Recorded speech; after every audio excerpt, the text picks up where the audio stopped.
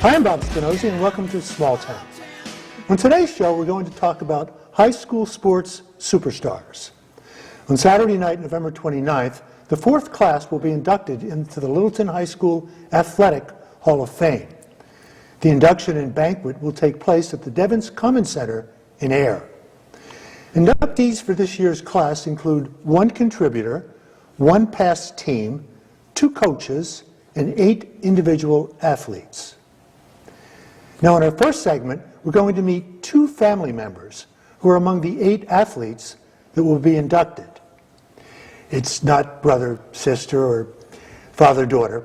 Now, these 2 family members bridge 3 generations, 1952 to 2008. Grandfather Jim Hunt and his granddaughter, Meaghan O'Neal. Then later on the show, we'll chat with Hall of Fame Chairman Craig Gruskowski and get his thoughts on this year's banquet and induction ceremony. But right now, let's keep it all in the family and turn our attention to Jim Hunt and Meaghan O'Neal. Thank you both for being with me today. Thanks for having us. Thank you for having us. Thrill having grandfather, granddaughter here. Jim, I want to go to you first. You excelled as a baseball player, but we're sitting here at the LCTV studio where you played high school basketball in the 1950s.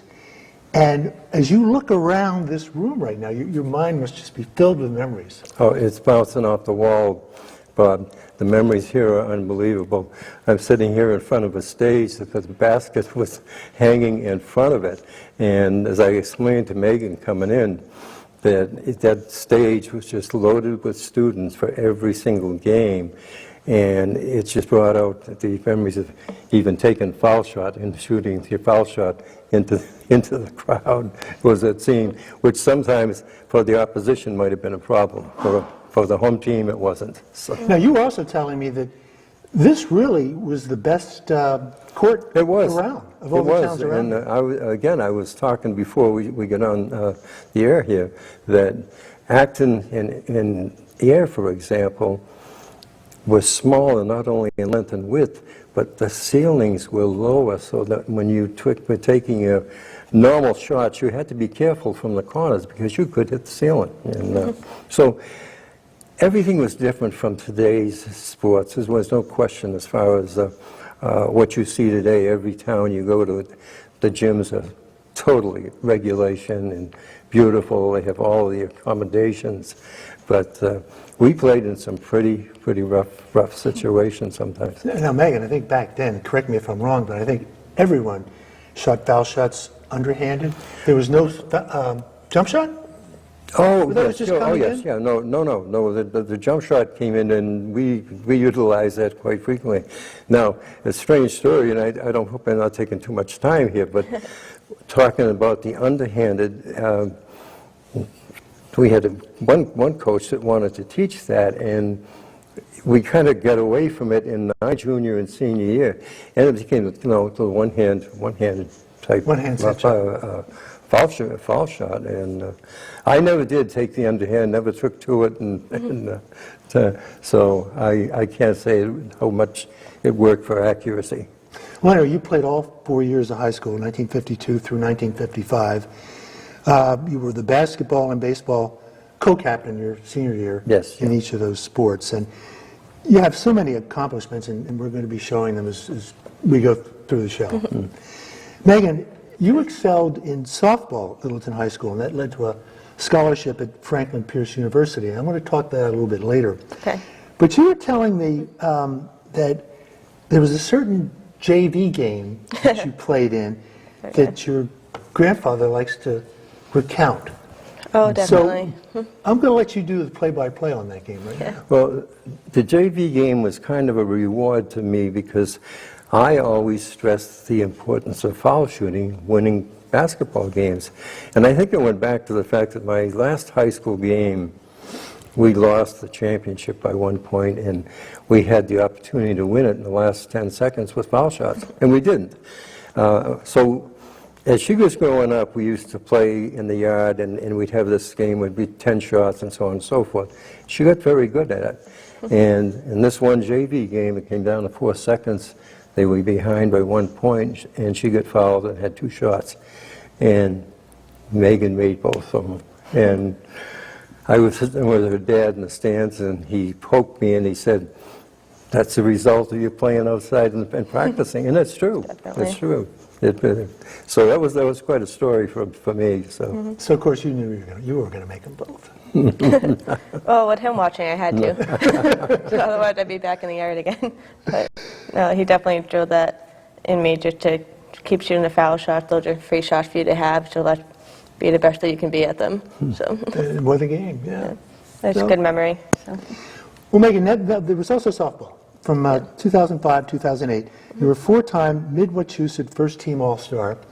Then from 2005, 2007, Lowell Sun first-team All-Star, second team in 2008. You played primarily shortstop throughout most of your career. But that senior year was kind of a transitional year for the Littleton High School softball team. Let's get into that a little bit. Well, before my senior year, freshman and sophomore, I was the youngest one on the team. The girls in the grade above me, there was just so many great student athletes. A lot of them ended up playing college sports, either soccer, lacrosse, field hockey, basketball even. I think there's just a lot of great athletes, and I had a great opportunity to play with them. Unfortunately, they were older, they all graduated and left me behind. And me and a couple other players in my grade that were into it and played well, but unfortunately the next real great group of softball players were still down in the middle school, including any pitchers that we had. So it was kind of pitching by committee, and in baseball you can get away with it a little more because it's still an overhand motion, but softball, trying to teach someone to do that windmill and throw it, one for strikes and two with any sort of speed on it, is really impossible to teach in 1 year at that age. So it was a rough year. We lost a lot of games. You did some pitching that year. I remember a specific game where the girl on my team that was trying to pitch for us, and she worked really hard, and a lot of respect to her for that, for taking on that role, but she was sick that day, and I remember I had to attempt to pitch. And instead of doing a full windmill like you see on TV for softball, I just brought my arm back, threw it forward like batting practice against the best hitting team in the league, and it was batting practice. It came up like 25 or 26 runs, and it was definitely embarrassing, but the girls on my team really stuck it out, and we could have easily just quit and had no team, but we had to keep it going for the kids below us. And the coach that ended up taking over next year, the following year, John Abruzzi, he coached the middle school and JV teams when I was younger, and he brought that varsity team right back and rebuilt them, and now they're one of the best teams around. So it's nice to see them come back. Now you had a scholarship, college scholarship. Yeah. When did they start offering that? Was it before your senior year, or was it at your senior year? It was probably this summer going into senior year. I had an idea of what schools would be talking to me. I've been in contact with coaches. I've been playing a lot of tournament softball in the summer and going to these college showcases, and even in the fall, and just trying to get noticed by college coaches. And eventually Franklin Pierce University, they were probably the ones that stopped me the most. And I didn't exactly stand out as a player, being 4'11", below average speed. So it was kind of, you had to see me play more to figure out what I could do. I wasn't what you would call a flashy player. So he saw me. And steady and good. Sure, we'll go with that. And the Franklin Pierce coach, he came up to me in the summer, and he talked that he wanted me to be there. And eventually I got the official offer in April of my senior year. But I knew it was coming the whole time. I only applied there because I knew what it was going to be, and I signed my official letter in April saying I was committed. Tell us where some of these showcase games were played. Showcase? All over the place, New England. They have them all across the country, but basically you join a tournament team, and you can take from anywhere, the state, out of state, wherever. And I played, there's a really good showcase at Fort Devens. Actually, that's a really nice one. Played a lot down at Connecticut, Virginia Beach, but kind of all over the place wherever your team wanted to take you. So. Okay. Yeah. And you started all 4 years at Franklin Pierce. Yes, just about. That's great. Now, for both of you, your athletic careers continued after sports, after playing school sports. Jim, you coached. But prior to that, in 1965, you were an organizer of the Littleton Merchants of the Eastern Mass Baseball League. Tell us about that and your coaching that you did. Well, to lead into that, Bob, Littleton always had a town team, and for some reason it died in 1961, 1962. So there was a lapse of about 4 years. And we heard that there was 2 or 3 of us, Jim Knox and myself, and actually my wife helped out also. We found out about the Minuteman Twi-League, which consisted of teams like Concord, Maynard, Chelmsford, and so on. And we arranged to get to a meeting and led into us joining the Minuteman Twi-League. So we developed a team, we called it the Littleton Merchants, and what we did, we made it up of the Littleton Merchants. We got a lot of donations, and in turn, the Merchants got a plaque stating that they had, that they were a member of the Littleton Merchants baseball team. And it went on very well from there. Now, from the Minuteman Twi-League, eventually we went into the Eastern Mass League, which now enveloped teams from Lowell and Chelmsford and so on, and it became Harry Ayotte was very actively involved in that, and that's a very big name in baseball. And I was very close with Harry for 2 or 3 years, and matter of fact, I became president of the Eastern Mass Baseball League, and then he succeeded me after that. So Littleton, that team, I think, went all the way up to 1975. And before that, I think it gradually disbanded and became part of another team, some of the players, because it kind of dwindled out at that particular point. So Where did you play the home games? we played right down on Whitcomb Field, right here that was a very good field to hold baseball games for some of the other teams coming in, because it's right off 495, and it was a good field. So Whitcomb Field is actually where there are office buildings now on Whitcomb, on Whitcomb Avenue? No, this is on Russell Street, down the Oh, off of Russell Street, okay, I'm sorry. Yeah. So, and we played all of the home games there, and we had a pretty good following. We had a pretty good following back in those days, but that's back in the 60s and 70s. There wasn't probably an awful lot to do Going on out here. as there is today. But you also did some coaching. Yes, I did, of course. With my family, I was coaching from the time, the Jets and Hawks, and some of the people remember the Jets and Hawks, very beginning Little League teams. And I coached the Hawks way back in, I think my son was 8 or 9 years old. But eventually I got into coaching the Pony League and then Stan Musial, which I call Babe Ruth. And those were very, very good competitive teams. And we had some excellent seasons. We went undefeated for 2 years, 1 year with the Pony League and then the Babe Ruth. But it was basically the same group of players that came along from the Littleton High School baseball team. Then we had a very good mix of talent. And Littleton, I believe, we won the title for 2 years. So all in all, I think I coached for about 8 years on various levels. Okay. And so but it was enjoyable. And Now, Meaghan, you have a full schedule. You're studying Yes. toward a teaching degree at Cambridge College in Cambridge. You're the head varsity softball coach at Maynard High School, and you manage an indoor baseball softball instruction facility in Boxborough, the At Bats Training Center. Yes. Let's talk about that a little bit. The training center? Yeah. Basically, I was the first one who ever hit there. My boss at the time, he called my dad down because my dad and my grandfather used to manage some baseball training facilities as well, and we got his input, and eventually I just felt like that was a second home to me. I would always train down there. And I started doing some instruction, assisting the main instructors when I was in high school.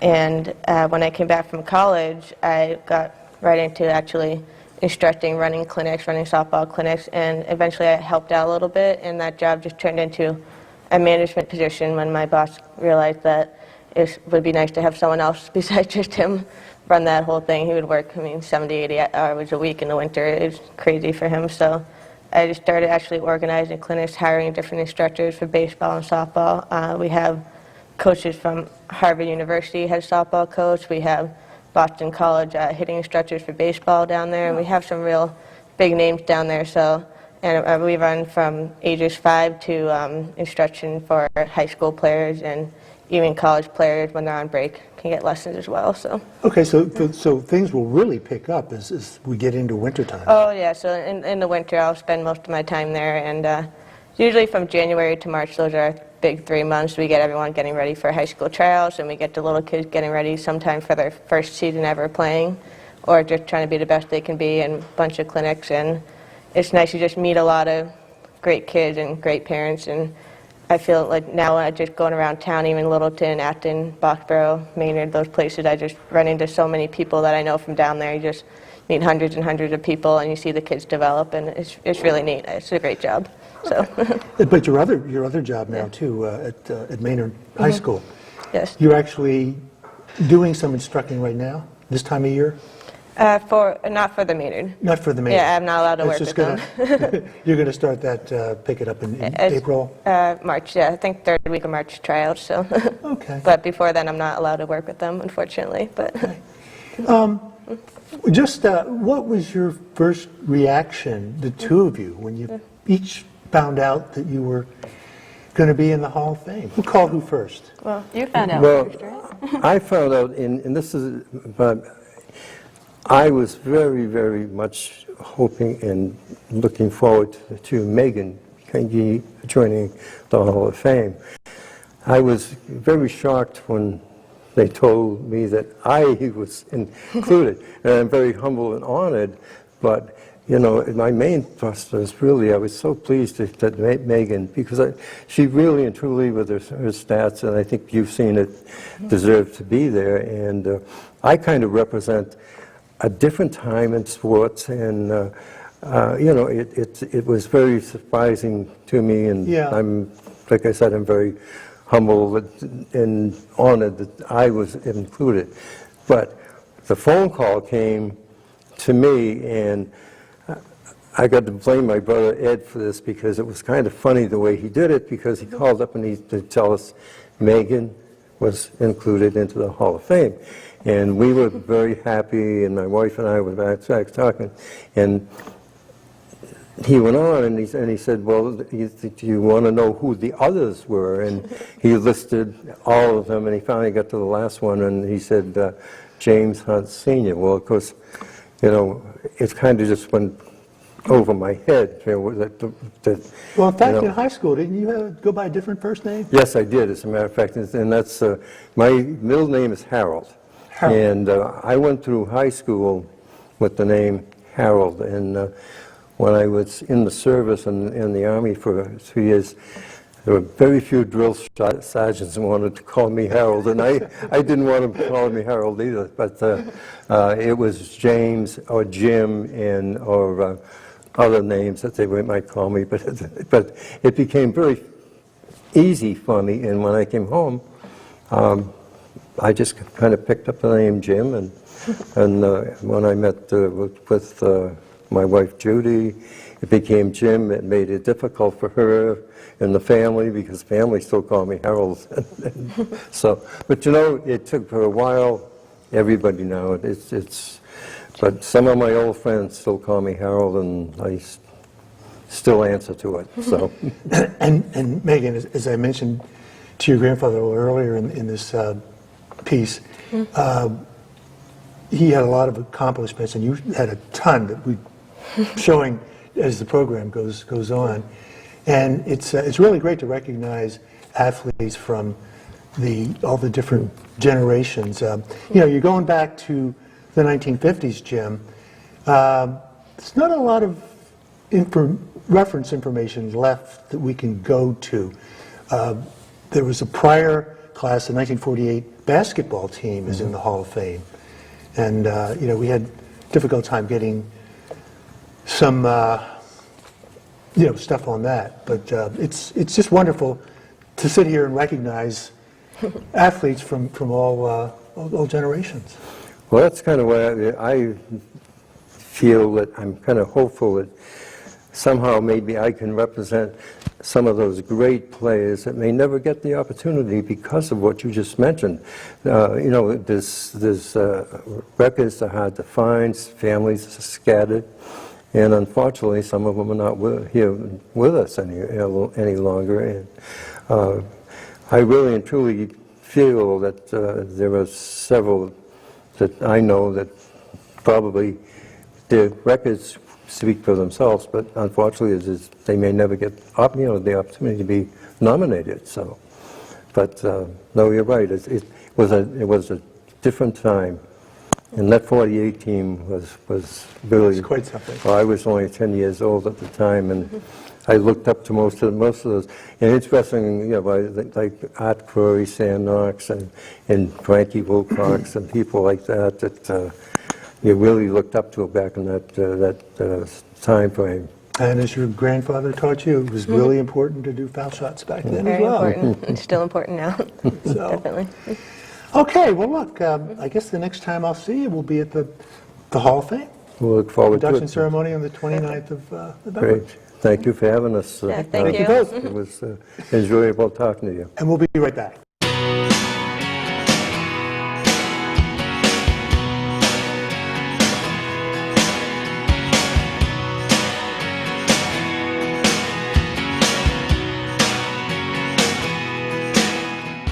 I forgot to mention that Meaghan's scholarship to Franklin Pierce University was for academic excellence as well as for athletics.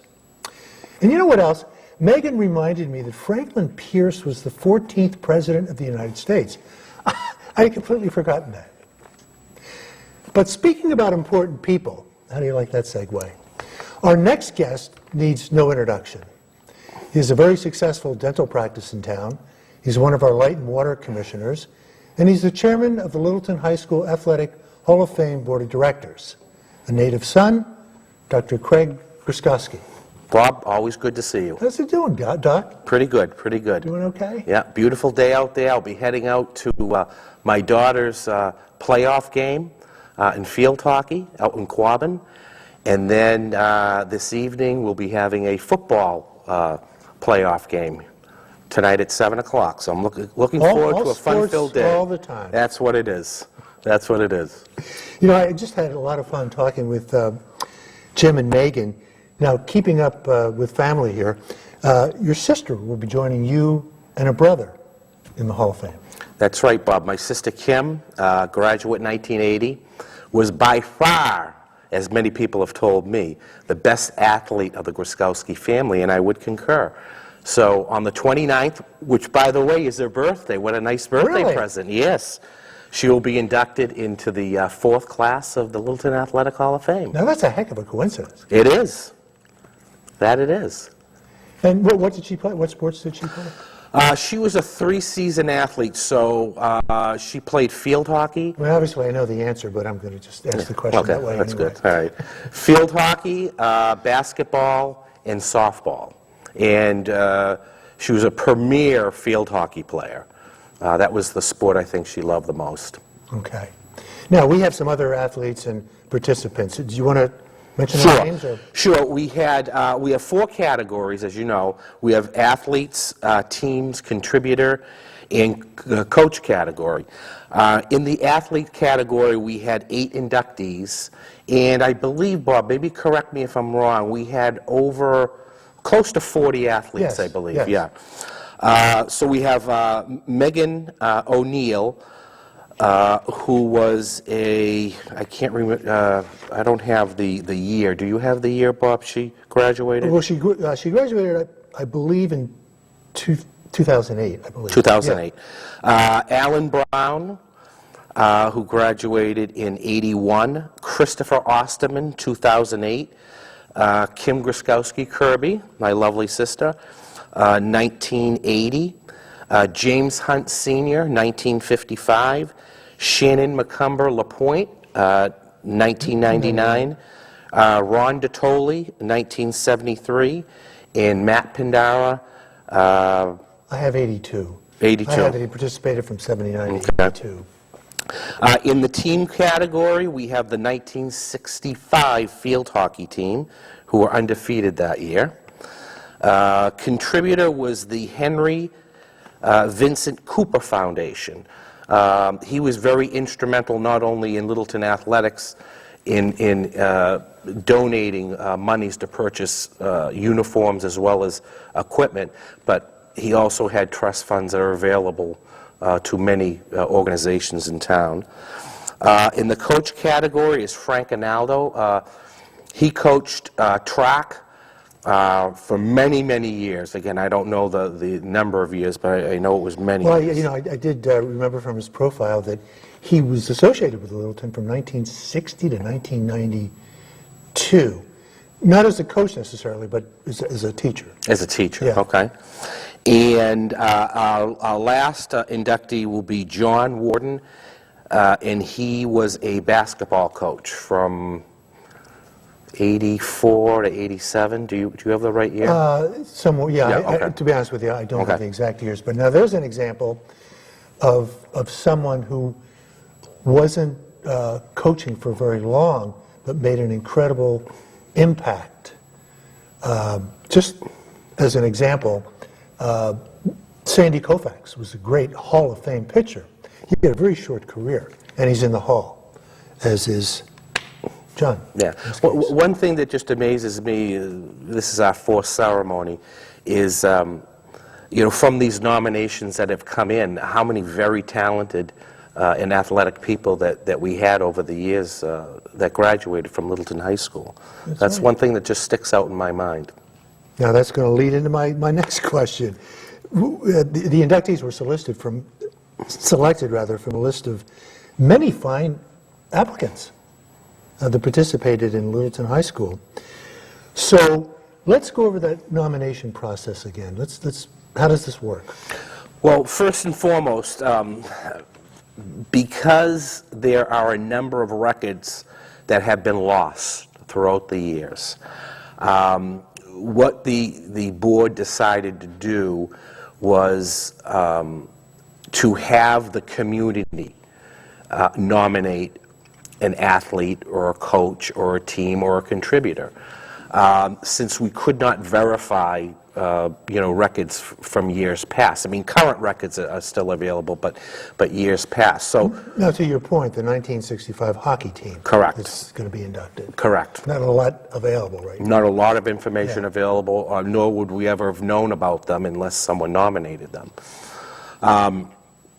So, unlike, you know, traditional Hall of Fames, the nominations come from boards, the board members themselves, or the organization as a whole. So that's what how our organization differs from other organizations.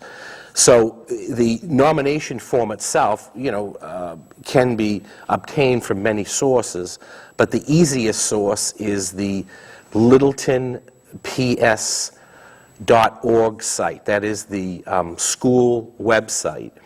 And if they go under the athletic tab on the left-hand side, you'll see a Hall of Fame key.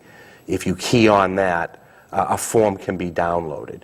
You also could inquire with any one of the board members, and they would be more than happy to give you a form as well. Okay.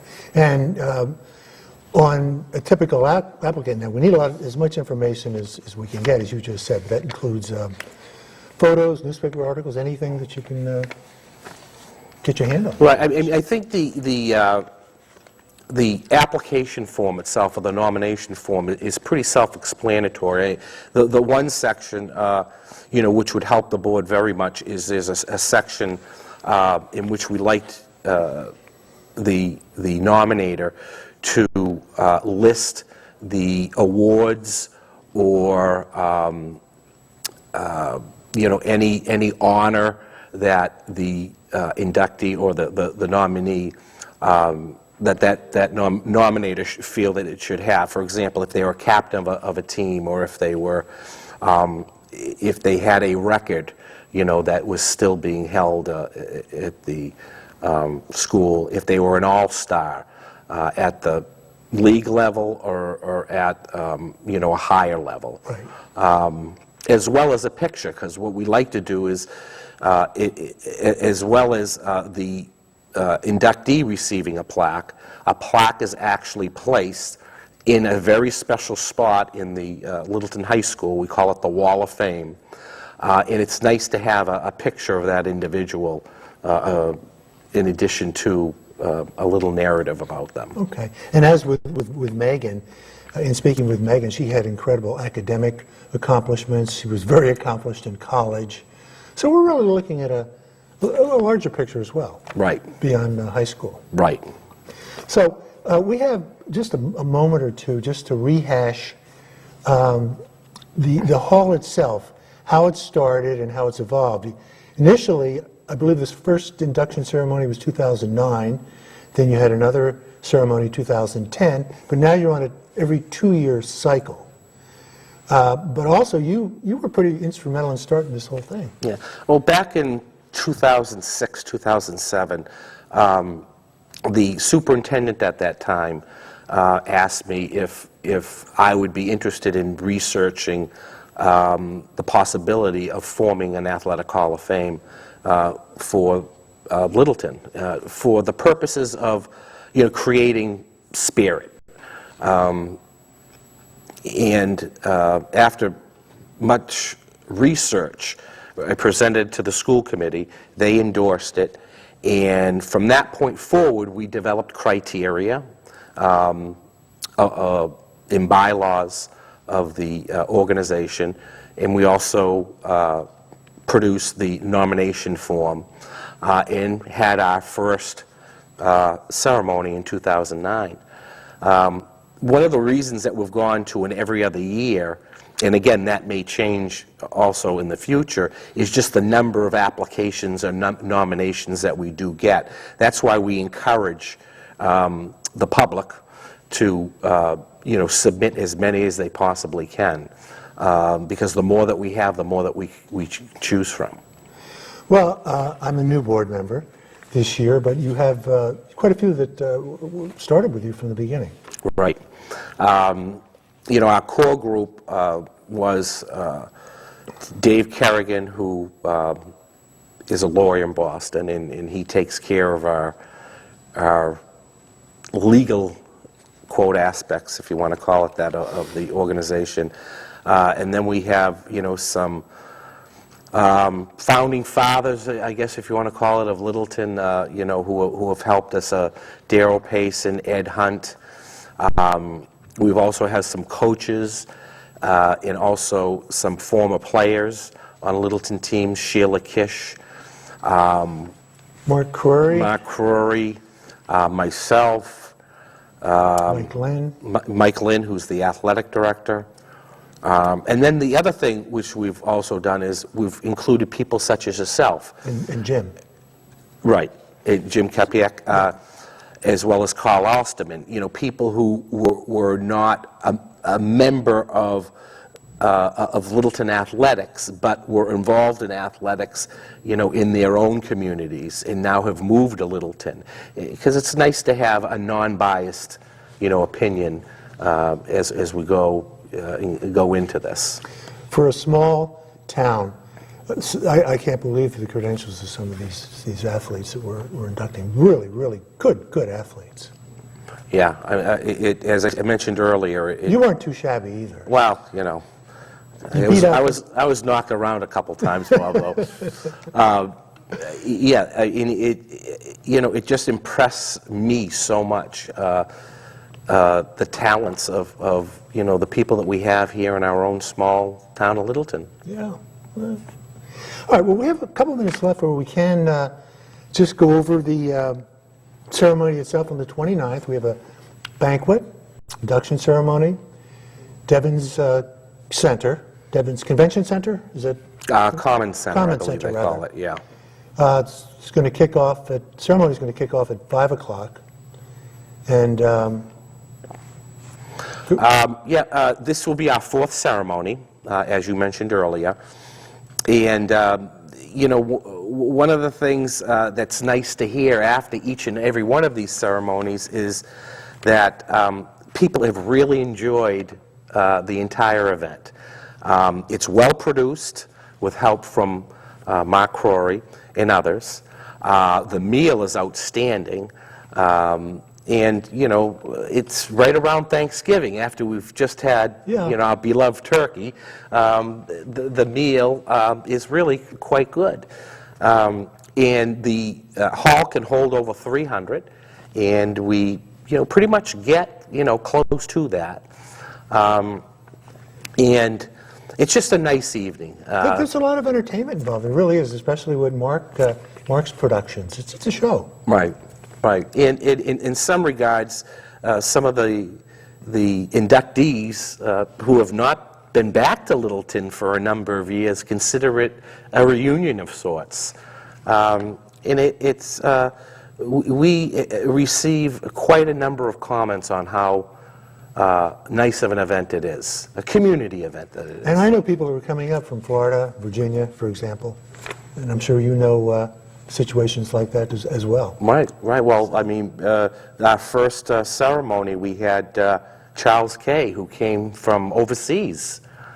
Yeah, Nicaragua. Nicaragua, Yeah, you're absolutely yeah, right. yeah. Right, he was one of the inductees that year. So we're world-renowned, Bob. Okay, well, we're all set. We're going to sign off right now. So thanks for coming. And Well, thanks for having me, Bob, and we look forward to another successful ceremony on the 29th. Okay, great. Try to make it. Thanks for watching.